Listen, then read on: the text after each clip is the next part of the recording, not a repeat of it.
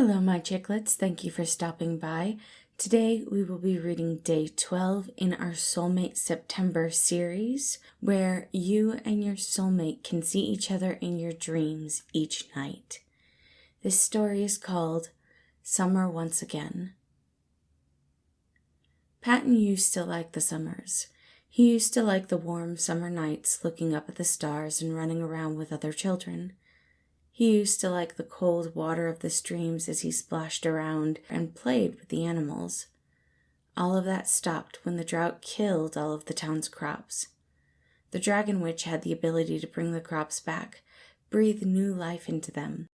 She had asked for only one thing in return, the life of another. It was only fair that she took one life when sparing hundreds, right? Patton, who was an orphan, his father having died fighting for the country, and his mother getting sick when he was very young, had been the obvious choice. His absence wouldn't be noticed as much. He couldn't be mad. As long as the people of his village and his friends survived, Patton would be happy. However, that day changed his life completely. Now, summers meant hours of working gathering the Dragon Witch's supplies. It meant fatigue that worked its way through every muscle. Summers meant less time to sleep and less time to spend with his soulmate. Patton almost didn't want to clean himself before bed. If he fell asleep right now, he could join his soulmate in his dreams, but he knew he would regret it if he didn't get clean. Patton made quick work of washing out his clothes, hanging them to dry, and cleaning himself as well before slipping into his evening gown and laying down to sleep. He might not have done as good of a job as he did in the winter months, but how could anyone blame him? He was excited to close his eyes and dream with his soulmate. Thankfully, he was physically exhausted, and he quickly fell into a light sleep. The familiar rolling green hills appeared before his eyes. "Roman!" His voice echoed across the expanse as he ran towards the brightly dressed man, every ounce of fatigue fading. "Patton, you're here!" Roman ran towards him, meeting him in the middle and picking him up, spinning him around. "I was worried I wasn't going to see you tonight." "I might be late, but I would never miss a night with you," he said with a happy smile, wrapping his arms around Roman's neck, leaning in for a soft kiss. "I know I have said this a million times, but when can I see you? When can we be together? I want more than whispered kisses when I wake up in the morning. I want to be holding you by my side." Patton's smile fell. I want that too, but it's too dangerous. I couldn't forgive myself if you got hurt because of me. If it ever becomes safe, then I'll tell you." "I don't know that I can live knowing my eternal Adonis is somewhere he is not safe." "I'm okay, Roman. It's just not safe for outsiders." Patton rested his head on Roman's chest. "I'm sorry. I just can't tell you," he whispered, and Roman was not happy about that, but he ran his fingers through Patton's hair and accepted it for now. He loved that about Patton, the fact that Patton stood up for what he believed in and was willing to think about others more than he thought about himself. Roman admired that quality and knew it would make Patton a wonderful partner. They were both of marrying age now, and Roman wanted nothing more than to sweep Patton off of his feet and marry him. "Do you want to see what I have planned for us tonight?" "More than anything."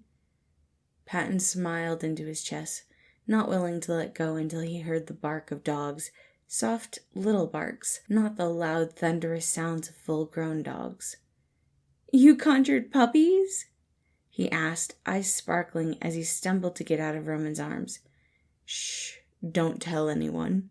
Roman couldn't fight back his smile as he watched Patton coo over their cacophonous canine companions.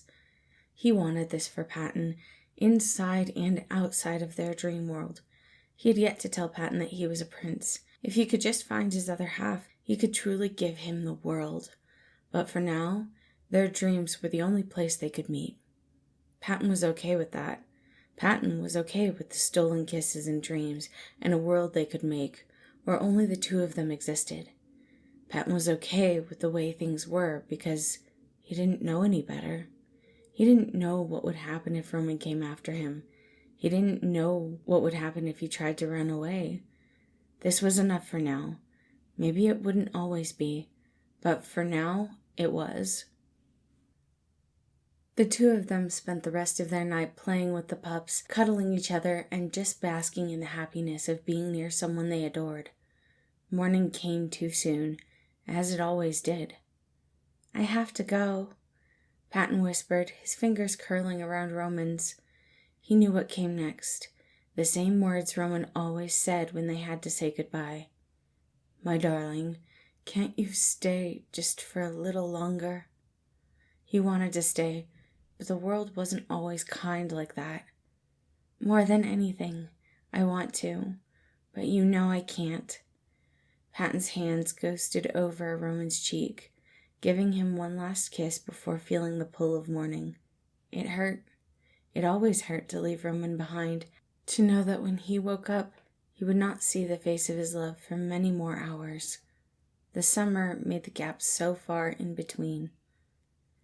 Patton fought back the tears as he opened his eyes, pushing down the sadness he held. He told himself their nightly meetings were enough. He had to remember that they were enough.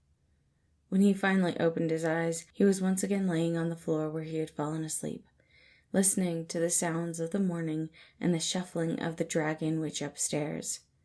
Patton pushed his sore body up off the floor and began his chores, but he was stopped by the dragon witch. "I have something special for you, human." Her smirk was slightly twisted, and Patton worried about what she had planned. She had never been particularly cruel to him. As long as he did his work, she was pleased, and Patton had never wanted to see what she was like when she was angry. Surprisingly, she didn't seem angry at the moment. There was a mischievous glint in her eyes. She looked like she had found a missing puzzle piece or won a game he didn't know what she was playing. Still, he followed obediently as she turned and walked away from him, leading him up to her highest tower. Patton was not expecting ropes to magically wrap themselves around his body as she closed the door. "What?" he squeaked, struggling a bit in his surprise. "Don't worry, little human. You're useful to me. I'm not going to hurt you. Just using you as live bait." Patton was lifted up by her powers and hung out the window, fear gripping him as he looked at the ground below. "Good. Keep that frightened look. The prince will be here soon, and he is a sucker for a mister in misery. You'll do perfect." Patton could hear her walking away, and he wanted to scream, but his voice caught in his throat. He was terrified of heights. He knew that he wouldn't survive a fall from this high up. "Patton, how high are you?" "No, it's Patton. Hi, how are you?" He tried to joke to himself, trying to take the edge off the fear, but it wasn't working. Though his eyes were screwed shut, he felt the tears dripping down his face. "Fair lord, do not fear, I have come to save you." The voice broke through Patton's fear for just a moment, but he couldn't bear open his eyes. "Please, don't! It's a trap!" Patton yelled, before hearing the roar of the dragon witch and feeling the warmth of her flames. Even if he was afraid, he couldn't let someone else be put in danger, especially not the prince of the kingdom. The people needed the royal family to lead and guide them. The prince let out a cry of anguish, and Patton opened his eyes just a crack. The dragon had landed, flames surrounding her as she swiped her tail through the brush, knocking over trees like paper scrolls. "Foolish prince, thinking you can save everyone in distress." She swung at him, attempting not to hit her tower in the process. "As a prince, I have to try." Roman bolted into the tower, making it impossible for the witch to get him in her dragon form, and Patton shut his eyes once again. He could feel the embers wafting from the trees, meeting his face in a slight sting. He wanted down. He wanted the prince to be safe. He spoke like Roman, Patton's sweet, adventurous Roman. Maybe it was him. Maybe he was coming to rescue Patton. It wasn't safe. If it was Roman, he wasn't safe. Patton heard the door to the tower open with a crash, and it made him flinch. Any sudden movement, and he would be a griddle cake on the ground. It didn't help that the witch's voice reverberated through the hall and into the room. "Save him if you want, but your head is still mine." She was not happy, but the anger in her voice was controlled. "Patton?" The way his name was said so tenderly and shy, Patton's heart melted. It was Roman. It was. He was here. Roman was going to save him. Roman, please, I don't like heights." "I'll get you down in a moment, Cookie. Just hold on." Patton wanted to make a joke about hanging in there, but his voice was caught in his throat. He had to breathe, had to trust Roman. His eyes were closed tightly, listening to the sounds of the fight, the pained grunts from Roman and the snarls from the dragon witch. Patton refused to open his eyes until he felt the rope jerk, a squeak coming from his lips. Why was the rope slipping? He couldn't look up. "Roman!" He cried out again, tears blocking out his vision. Just as he felt the rope slip again, he felt himself being yanked into the tower, tumbling to the floor, and he let out a fearful laugh, still refusing to open his eyes. "Patton, it's okay. It's okay. Look at me." Patton slowly opened his eyes, looking up at Roman, who was smiling down at Patton brilliantly. The rope was frayed a bit, and Patton could see where a part of it had been burnt. He would have fallen. He was so close to falling. "I finally found you."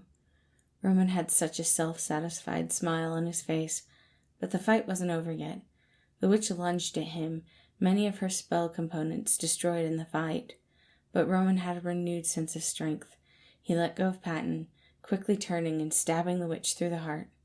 Patton had to close his eyes once more, never having been a fan of violence. "It's okay. I'm here." Patton felt the ropes loosening around him until his arms were free. "I'm here now." Patton flung himself at Roman, wrapping his arms around the prince. "That was unsafe," he cried, holding Roman close and feeling the soothing circles rubbed on his back. "But well worth it. So what do you say, darling? This time, will you stay with me just a little longer?" Patton nodded, burying his head in Roman's neck. "Just don't do that again. It was so dangerous." "No promises. I have to protect my soulmate after all."